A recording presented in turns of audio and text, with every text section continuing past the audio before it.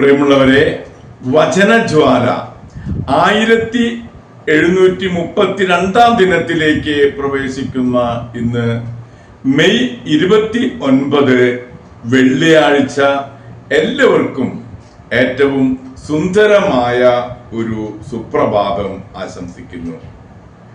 പരിശുദ്ധ ദൈവമാതാവിന്റെ വണക്കമാസം 29 ദിവസത്തിലേക്ക് പ്രവേശിക്കുന്ന ഇന്നത്തെ വചനവായനയിൽ എസെക്കിയേലിന്റെ പുസ്തകം 20 അധ്യായം 1 മുതൽ 17 വരെയുള്ള തിരുവാക്യങ്ങളാണ് നാം ഇന്ന് ശ്രവിക്കുക.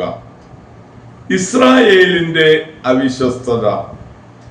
7-ാം വർഷം 5-ാം മാസം 10-ാം ദിവസം ഇസ്രായേലിലെ ശ്രേഷ്ഠന്മാരിൽ ചിലർ കർത്താവിന്റെ ഹിതം ആരായാൻ എന്റെ മുൻപിൽ വന്നു.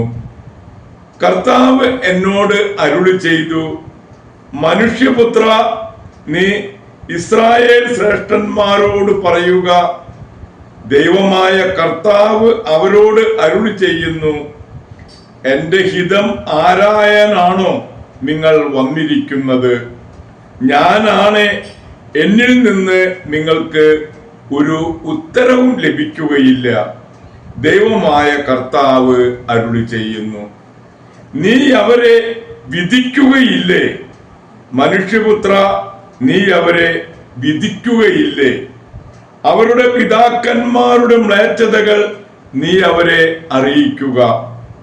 നീ അവരോട് പറയുക, ദൈവമായ കർത്താവ് അരുളി ചെയ്യുന്നു, ഞാൻ ഇസ്രായേലിനെ തെരഞ്ഞെടുത്ത ദിവസം യാക്കോബ് ഭവനത്തിലെ സന്തതിയോട് ശപഥം ചെയ്തു, നിങ്ങളുടെ ദൈവമായ കർത്താവ് ഞാനാണ് എന്ന് ശപഥം ചെയ്തുകൊണ്ട് ഈജിപ്തിൽ വെച്ച് ഞാൻ അവർക്ക് എന്നെ വെളിപ്പെടുത്തി. ഞാൻ അവർക്കായി കണ്ടുവച്ചതും തേനും പാലും ഒഴുകുന്നതും എല്ലാ ദേശങ്ങളെയുംക്കാൾ ശ്രേഷ്ഠവും ആയ ഈ ദേശത്തേക്ക് അവരെ ഈജിപ്തിൽ നിന്ന് കൊണ്ടുപോകുമെന്ന് അന്ന് ഞാൻ അവരോട് ശപഥം ചെയ്തു. ഞാൻ അവരോട് പറഞ്ഞു, നിങ്ങളുടെ കണ്ണുകളെ പ്രലോഭിപ്പിക്കുന്ന മ്ലേച്ഛ വസ്തുക്കൾ നിങ്ങൾ ഓരോരുത്തരും ദൂരെ എറിഞ്ഞു കളയണം. ഈജിപ്തിലെ വിഗ്രഹങ്ങൾ വഴി നിങ്ങളിൽ ആരും അശുദ്ധരാകരുത്. ഞാനാണ് നിങ്ങളുടെ ദൈവമായ കർത്താവ്. എന്നാൽ അവർ എന്നെ ധിക്കരിച്ചു, അവർ എന്റെ വാക്കു കേൾക്കാൻ കൂട്ടാക്കിയില്ല. ആരും തങ്ങളുടെ കണ്ണുകളെ പ്രലോഭിപ്പിച്ചിരുന്ന മ്ലേച്ഛ വസ്തുക്കൾ ദൂരെ എറിഞ്ഞില്ല. ഈജിപ്തിലെ വിഗ്രഹങ്ങളെ അവർ ഉപേക്ഷിച്ചില്ല. ഈജിപ്തിൽ വെച്ച് തന്നെ എന്റെ ക്രോധം അവരുടെ മേൽ ചൊരിയണമെന്നും എന്റെ കോപം അവരിൽ പ്രയോഗിച്ചു തീർക്കണമെന്നും ഞാൻ ചിന്തിച്ചു. എങ്കിലും ആരുടെ ഇടയിൽ അവർ കഴിഞ്ഞുകൂടിയോ, ആരുടെ മധ്യത്തിൽ വെച്ച് ഞാൻ അവരെ ഈജിപ്തിൽ നിന്ന് പുറത്തു കൊണ്ടുവരുമെന്ന് പറഞ്ഞ് എന്നെ വെളിപ്പെടുത്തിയോ, ആ ജനതയുടെ മുമ്പിൽ എന്റെ നാമം അശുദ്ധമാകാതിരിക്കാനായി ഞാൻ പ്രവർത്തിച്ചു. അതുകൊണ്ട് ഞാൻ അവരെ ഈജിപ്തിൽ നിന്ന് കൊണ്ടുവന്ന് മരുഭൂമിയിലെത്തിച്ചു. എന്റെ കൽപ്പനകൾ ഞാൻ അവർക്ക് നൽകുകയും എന്റെ പ്രമാണങ്ങൾ അവരെ അറിയിക്കുകയും ചെയ്തു. അവ അനുഷ്ഠിക്കുന്നവൻ ജീവിക്കും. തങ്ങളെ വിശുദ്ധീകരിക്കുന്ന കർത്താവ് ഞാനാണെന്ന് അവർ അറിയാൻ വേണ്ടി അവർക്കും എനിക്കുമിടയിൽ അടയാളമായി എന്റെ സാബത്തുകളും ഞാൻ അവർക്ക് നൽകി. എങ്കിലും ഇസ്രായേൽ ഭവനം മരുഭൂമിയിൽ വെച്ച് എന്നെ ധിക്കരിച്ചു. അവർ എന്റെ കൽപ്പനകൾ അനുസരിച്ചില്ല. ജീവിക്കേണ്ടതിന് മനുഷ്യർ പാലിക്കേണ്ട എന്റെ പ്രമാണങ്ങൾ അവർ ഉപേക്ഷിച്ചു. എന്റെ സാബത്തുകൾ അവർ അശുദ്ധമാക്കി. അവരെ പൂർണ്ണമായി നശിപ്പിക്കുവാൻ വേണ്ടി മരുഭൂമിയിൽ വെച്ച് തന്നെ എന്റെ ക്രോധം അവരുടെ മേൽ ചൊരിയണമെന്ന് ഞാൻ വീണ്ടും ചിന്തിച്ചു.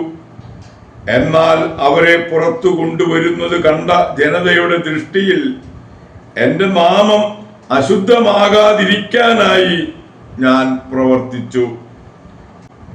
ഞാൻ അവർക്ക് നൽകിയിരുന്നതും തേനും പാലും ഒഴുകുന്നതും എല്ലാ ദേശങ്ങളെയുംക്കാൾ ശ്രേഷ്ഠമായ ദേശത്ത് അവരെ പ്രവേശിപ്പിക്കുകയില്ലെന്ന് മരുഭൂമിയിൽ വെച്ച് ഞാൻ അവരോട് ശപഥം ചെയ്തു. എന്തെന്നാൽ അവർ എന്റെ പ്രമാണങ്ങൾ നിരാകരിച്ചു, അവർ എന്റെ കൽപ്പനകൾ അനുസരിച്ചില്ല, എന്റെ സാബത്തുകൾ അവർ അശുദ്ധമാക്കി, അവരുടെ ഹൃദയം വിഗ്രഹങ്ങളുടെ പിന്നാലെ പോയി. എന്നിട്ടും ഞാൻ അവരെ കാരുണ്യപൂർവം വീക്ഷിച്ചു. ഞാൻ അവരെ നശിപ്പിക്കുകയോ മരുഭൂമിയിൽ വെച്ച് അവരെ നിശേഷം സംഹരിക്കുകയോ ചെയ്തില്ല. ദൈവത്തിന്റെ തിരുവചനമാണ് നാം ശ്രവിച്ചത്. പ്രിയമുള്ളവരെ, ആഗോള കത്തോലിക്ക സഭയിൽ ഇന്ന് മെത്രാനായിരുന്ന വിശുദ്ധ മാക്സിമിനൂസിനെ അനുസ്മരിക്കുന്ന പൊൻസുദിനം. തിരുസഭയുടെ ഒരു മഹാവിപത്തിൽ ദൈവം അയച്ച ഒരു വൈദികനായിരുന്നു മാക്സിമിനൂസ്. പോയിറ്റേഴ്സിലെ ഒരു കുലീന കുടുംബത്തിൽ ജനനം.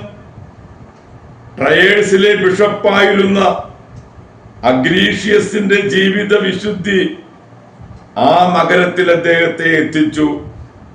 അവിടെ ഒരു വൈദികന് വേണ്ട ശിക്ഷണം ലഭിച്ചതിന് ശേഷം പൗരോഹിത്യം സ്വീകരിക്കുകയും അഗ്രീഷ്യസ് കാലം ചെയ്തപ്പോൾ അധികം വൈകാതെ മെത്രാനാവുകയും ചെയ്തു. ആര്യൻ പാഷണ്ഡികളുടെ ഒരു ശത്രുവായിരുന്നു അദ്ദേഹം. 349 വിശുദ്ധ മാക്സിമിനൂസ് നിര്യാതനായി. പ്രിയമുള്ളവരെ, മെത്രാനായിരുന്ന വിശുദ്ധ മാക്സിമിനൂസിന്റെ മധ്യസ്ഥം യാചിച്ച് ഇന്നത്തെ ഈ നല്ല ദിവസത്തിലേക്ക് നമുക്ക് പ്രവേശിക്കാം. ദൈവം എല്ലാവരെയും സമൃദ്ധമായി അനുഗ്രഹിക്കട്ടെ. എല്ലാവർക്കും നല്ല ഒരു വെള്ളിയാഴ്ച ദിവസം ആശംസിക്കുന്നു.